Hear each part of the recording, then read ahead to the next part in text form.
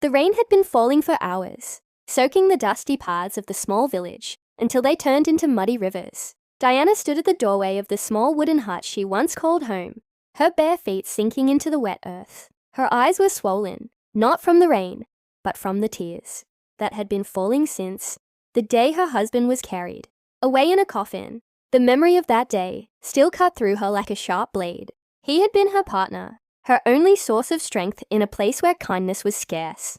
His sudden death had left her alone with their young son, little Daniel, who was barely old enough to understand why his father would never return. At first, she thought the villagers would come together to help her, at least for the sake of the child. But instead, whispers filled the air, whispers that grew louder and sharper.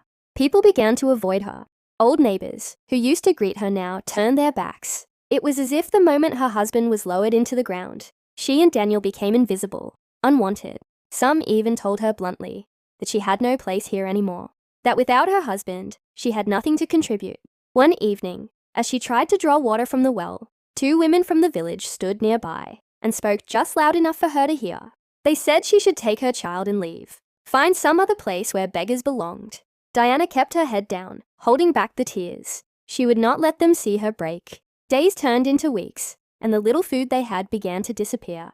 She sold her only pair of gold earrings, a gift from her late husband, to buy rice and a few vegetables. But it was never enough. Daniel's tiny face grew thinner, his clothes hanging loose on his small frame. The nights were the hardest. She would lie awake listening to the sound of his stomach, growling and pretend she was not crying. One morning, she decided she could no longer wait for someone to save them. If the world had turned its back on her, she would face it head on. She began walking to the nearby towns, offering to wash clothes, clean houses, anything that would bring in a handful of coins. Some people paid her fairly, but many took advantage of her desperation.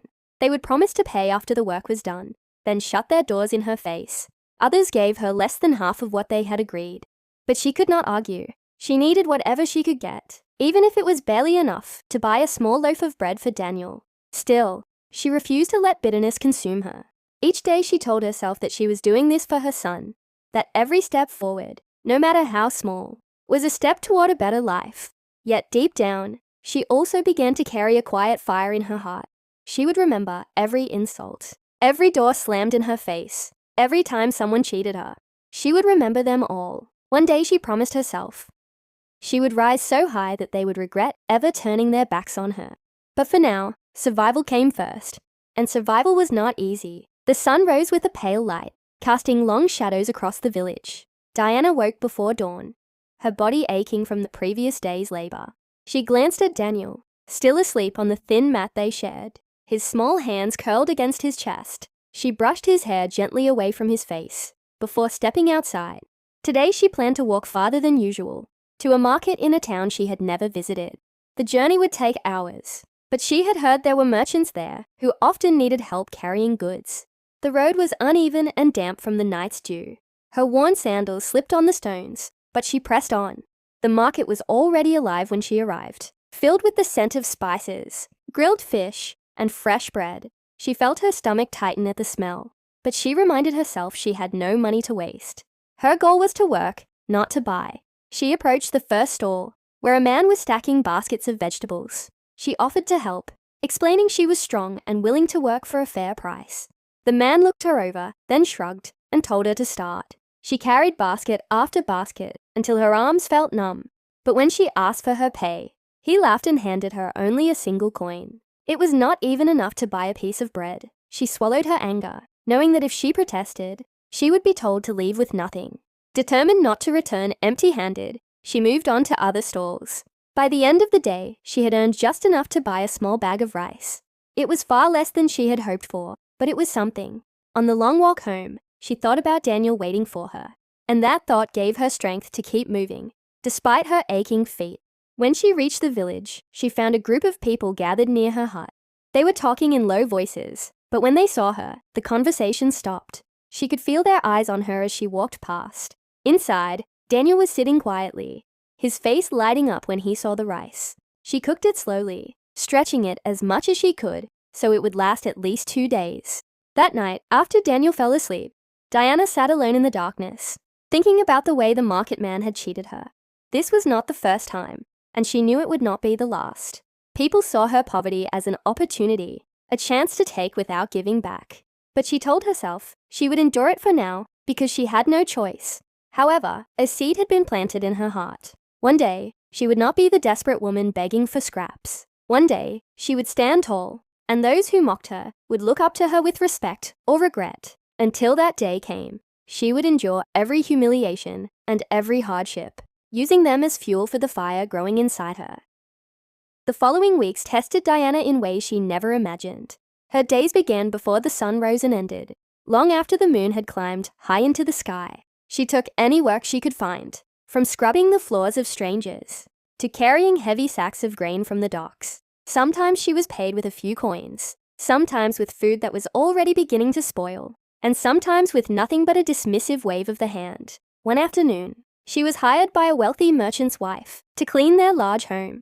The woman greeted her with a forced smile but spoke in a tone that dripped with contempt. As Diana worked, the woman followed her from room to room, pointing out imaginary flaws and muttering about how slow she was.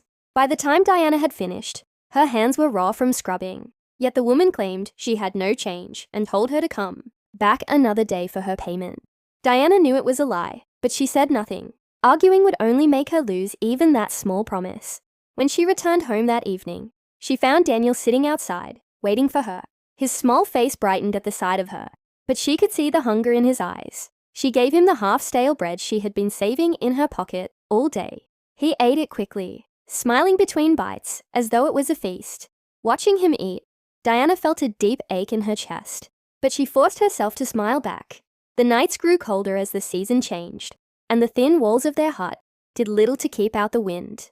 Diana often wrapped herself around Daniel to keep him warm, whispering quiet words of comfort as he drifted to sleep. She told him that one day, things would be different, that he would never have to worry about hunger again. But the cruelty of the village did not fade. If anything, it deepened. Some neighbors would leave their unwanted leftovers at her door, not as an act of kindness, but as a reminder of her place. Others would tell her in passing that she was foolish for staying, that she should take her child and disappear. Diana began to understand that no one here wanted her to succeed. They wanted her gone, forgotten, erased, and that realization hardened something inside her.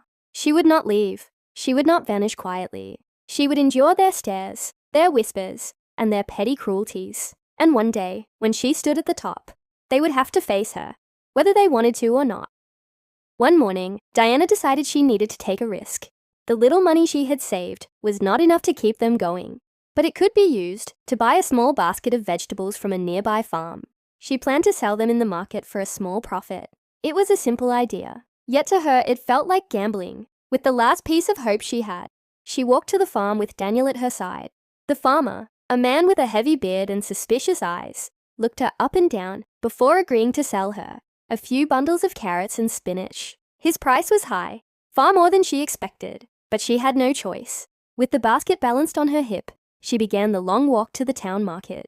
The day was bright, the streets busy with traders and customers. Diana found a quiet corner where she could sit and display her vegetables. At first, people passed without stopping, glancing at her goods before moving on. Her heart began to sink, but then a woman bought a bundle, and soon another followed. Slowly, the basket began to empty, and coins began to fill her small cloth pouch. For the first time in months, she felt a flicker of pride. She had earned this money with her own idea, her own hands. It was not much, but it was hers. She bought a little extra rice, and even a small piece of meat for Daniel. That night, the smell of warm food filled their hut, and Daniel laughed for the first time in weeks. The sound was like sunlight breaking through storm clouds. Encouraged by this small success, Diana returned to the market the next day with another basket. But this time, her path was blocked. A group of women from the village were waiting for her, their faces cold. They told her she was not welcome to sell here, claiming the market was for established traders only. She tried to reason with them, but they stood firm. When she attempted to set her basket down anyway, one of them knocked it over, spilling vegetables onto the dirt. The crowd laughed as she scrambled to gather them. That night, she sat in silence, staring at the coins she had managed to keep. The laughter of those women still rang in her ears, but so did the sound of Daniel's laughter from the night before. She realized something important then. They could humiliate her. They could make her path harder. but they could not take away the determination that was growing inside her. If they closed one door, she would find another. The morning air was sharp and cool when Diana left the hut with Daniel still asleep inside. She had decided that if the market in town would not have her, she would find another way to sell her goods. She began walking from house to house in a nearby district, knocking on doors and offering fresh vegetables directly to families. At first, people were skeptical, looking at her worn clothes and rough hands, as if she were carrying disease rather than food. But when they saw the quality of the vegetables, some began to buy. She spoke politely to every customer, thanking them sincerely, even when the payment was small. By midday, her basket was half empty, and by evening, it was completely sold. This new method became her routine. Each morning, she would buy what she could from the farm, then travel to different areas to sell. It was slower than the market, but it brought her enough to keep Daniel fed and even save a few coins each week. Still, her growing progress did not go unnoticed. One day, as she was walking home, a man she recognized from the village approached her. He was known for his quick tongue and cruel humor. He warned her that she was making enemies, that some of the traders from the market were angry she was taking their customers. Diana listened quietly, nodding without fear. She had already learned that when people could not break you with words, they would try other ways. That same week, she was cheated badly. A woman ordered a large amount of vegetables from her, promising to pay the next day. When Diana returned, the woman refused to open the door. She could hear voices and laughter inside, but no one came out. She knocked until her hands ached, but eventually she had to leave. The loss of that sale meant no meat for Daniel that week, and she felt the weight of that failure in her chest, like a stone. Yet the setback only pushed her to think smarter. She decided she would no longer give credit to anyone, no matter how convincing their words. Payment would be made first, or no deal at all. It was a small change, but it was a step toward protecting herself. At night, she sat with Daniel and told him stories of a strong tree that survived every storm. She did not tell him that the tree was her, and the storms were the world around them. But deep inside, she knew she was beginning to grow roots too deep for anyone to pull from the earth. Weeks turned into months, and Diana's persistence began to carve a place for her in the nearby districts. People started to remember her face and her calm but determined manner. Some customers even waited for her to arrive, knowing she would bring fresh produce at fair prices. She was no longer just a desperate widow. She was becoming a familiar and trusted figure. But back in her own village, resentment still simmered. The same neighbors who once told her to leave now spoke behind her back, claiming she must be cheating people to earn her money. Others hinted that she was taking work that should belong to someone else. Diana learned to let their words pass over her like wind over stone. She had no time for their bitterness. One morning, as she was returning from her route, she saw an old man sitting by the road, shivering and holding his stomach. His clothes were thin, and his eyes were dull with hunger. Without hesitation, she reached into her basket and handed him a small bundle of vegetables and a portion of rice. The man's hands trembled as he took it, whispering a faint thank you. That simple act of kindness spread quietly through the nearby districts. People began to see her, not only as a vendor, but as someone who cared. A few customers started bringing her news of potential buyers, or warning her about those who might try to cheat her.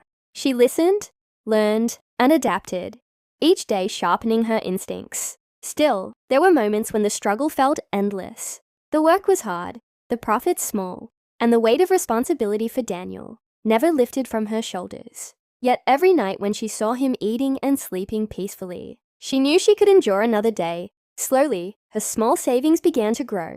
It was not much, but it was the beginning of something she had almost forgotten was possible: security. She started thinking about what more she could do with her life than simply survive.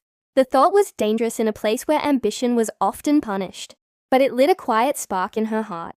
For the first time since her husband's death, Diana allowed herself to imagine a future where she was not struggling from sunrise to sunset. She did not yet know how she would reach that future, but she knew one thing with certainty: she was not meant to stay at the bottom forever. The idea came to Diana one sleepless night as the wind howled outside her hut. She realized that selling vegetables alone would never be enough to truly change her life. She needed something that others could not easily take from her, something that would grow steadily over time. The next morning, she took a portion of her savings and visited the farmer she often bought from. Instead of purchasing his vegetables, She asked him to sell her a small piece of unused land at the edge of his property. At first, he laughed, thinking she could not afford it. But when she placed the coins in his hand, his smile faded. The land was rough and overgrown, but it was hers. Each day after finishing her sales, she would work on clearing the land, cutting weeds and turning the soil with her bare hands. Daniel helped in small ways, carrying sticks or gathering stones. The work was exhausting, but it filled her with a sense of purpose she had not felt in years. Soon, she began planting her own vegetables, knowing that this would save her from paying high prices to others. News of her purchase spread quickly through the village. Some laughed, saying she was wasting her time, that nothing good could grow on such dry soil. Others whispered that she was getting above her place. Diana ignored them all. She had learned long ago that the voices trying to pull her down grew louder when she started to climb. The first harvest was small, but it was enough to sell without buying from anyone else. Her profits increased, and she was able to reinvest in better seeds. Slowly, her land began to produce more than she and Daniel could carry, so she started trading with other sellers in the districts. This gave her a network, people who respected her for her reliability and fairness. By the end of the season, she no longer relied on the village for anything. She had customers waiting for her, land that provided for her, and the beginnings of a reputation that reached beyond the places she visited. For the first time, the balance was shifting. The people who once told her to leave were now watching her with something they had never shown before: quiet, uneasy respect. As the months passed, Diana's land became a small oasis of green against the dry earth. Rows of vegetables thrived under her care, and word spread even farther about the widow who had built her life from nothing. Traders from distant towns began visiting her directly, offering better prices than she had ever received before. For the first time, she could choose whom to sell to, rather than begging for customers. The shift did not go unnoticed in the village. People who once avoided her now greeted her with forced smiles, pretending the past had never happened. Some came to her door, asking for work or for help in selling their own produce. Diana listened politely but kept her distance. She had not forgotten the days when these same people had told her and Daniel to leave. Her influence began to extend beyond business. When disputes arose among traders in the nearby districts, they came to her for advice. She had gained a reputation for fairness, for speaking directly without fear. Even those who had tried to cheat her before now thought twice, knowing she had connections that could make or break a deal. One afternoon, as she returned from a successful sale, she saw a group of children playing near the well. Among them was Daniel, laughing as he ran in the sunlight. The sight filled her chest with warmth. She realized that her hard work had not only fed him, but had given him back his childhood. But success brought new challenges. A few of the market traders began to plot against her, spreading rumors that she used unfair methods to grow her crops. Others claimed she had made secret deals to drive them out of business. Diana knew that as her power grew, so would the envy around her. Yet she did not fear it. She had weathered worse storms when she had nothing. Now she had resources, allies, and most importantly, a will that could not be bent. That night, she stood outside her hut, looking at the field she had built with her own hands. The air was cool, and the stars above seemed brighter than she remembered. She thought of the journey from the day she lost her husband to this moment, and she knew the fight was far from over. But she was no longer just surviving. She was shaping her destiny. It happened on a warm afternoon when the village elders called a meeting in the central square. Diana was surprised to hear her name mentioned among those invited. In the past, she would have been ignored, but now they claimed they wanted her opinion on trade routes and agricultural plans. She knew it was not respect alone that brought her there. It was necessity. The village had been struggling to keep up with food supplies, and her thriving crops had become too important to ignore. She walked to the meeting with her head high, feeling the eyes of the villagers on her. The same people who once whispered for her to leave now shifted uncomfortably as she passed. When she reached the gathering, the elders welcomed her with polite words, though some faces were tight with resentment. They spoke of new opportunities for trade, of expanding farming areas, and they asked for her advice on how to improve harvests. Diana listened carefully before answering.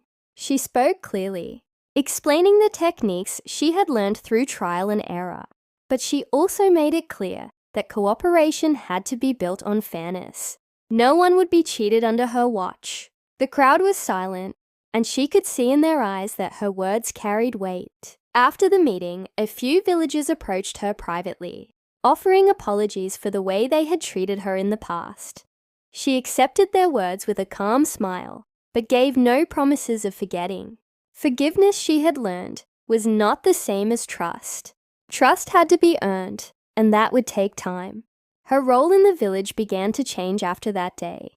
People sought her guidance, not only for farming, but for disputes, decisions, and even personal matters. She had become someone whose voice mattered, someone whose presence could not be ignored. Yet Diana never allowed herself to forget the long nights of hunger or the cold stares of those who had turned away. One evening, she stood at the edge of her land, watching Daniel chase fireflies in the fading light. She thought of the path ahead and knew there would still be battles to fight. But now, she was no longer fighting to survive.